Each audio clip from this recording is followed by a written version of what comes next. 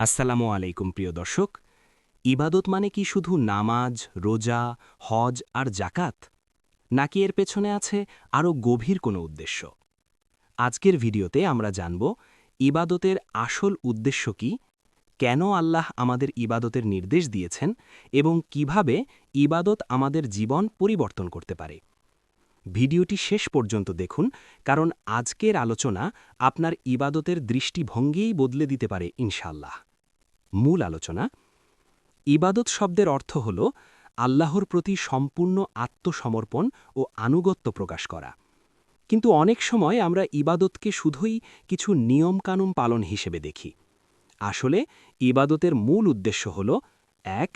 আল্লাহর সন্তুষ্টি অর্জন। মানুষের সৃষ্টি হয়েছে আল্লাহর ইবাদতের জন্য। ইবাদতের মাধ্যমে আমরা আমাদের স্রষ্টাকে চিনি, ভালোবাসি এবং তার কাছে নিজেদের সমর্পণ করি। ২. তাকওয়া অর্জন। ইবাদত মানুষকে খারাপ কাজ থেকে বিরত রাখে।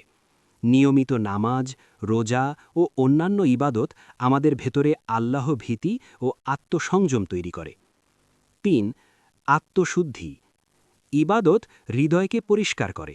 হিংসা, অহংকার, লোভ এসব ধীরে ধীরে দূর হয়। একজন মানুষ নৈতিকভাবে উন্নত হয়। ৪. সমাজে ন্যায় ও শান্তি প্রতিষ্ঠা। যখন একজন মানুষ প্রকৃত ইবাদতকারী হয়, তখন সে অন্যায়, দুর্নীতি ও জুলুম থেকে দূরে থাকে।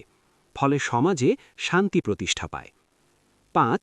দুনিয়া ও আখিরাতের সফলতা। ইবাদত শুধু আখিরাতের জন্য নয়, দুনিয়ার জীবনকেও সুন্দর ও শৃঙ্খলাপূর্ণ করে তোলে। ইবাদত তখনই পরিপূর্ণ হয় যখন তা শুধুমাত্র লোক দেখানো নয়, বরং খাঁটি নিয়ত ও আন্তরিকতার সাথে করা হয়। আউট্রো। প্রিয় দর্শক, আজ আমরা জানলাম ইবাদত শুধু আনুষ্ঠানিকতা নয়, এটি একটি জীবন ব্যবস্থা।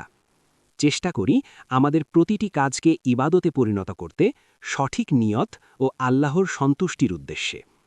ভিডিওটি ভালো লাগলে লাইক দিন, শেয়ার করুন এবং আপনার মতামত কমেন্টে জানান।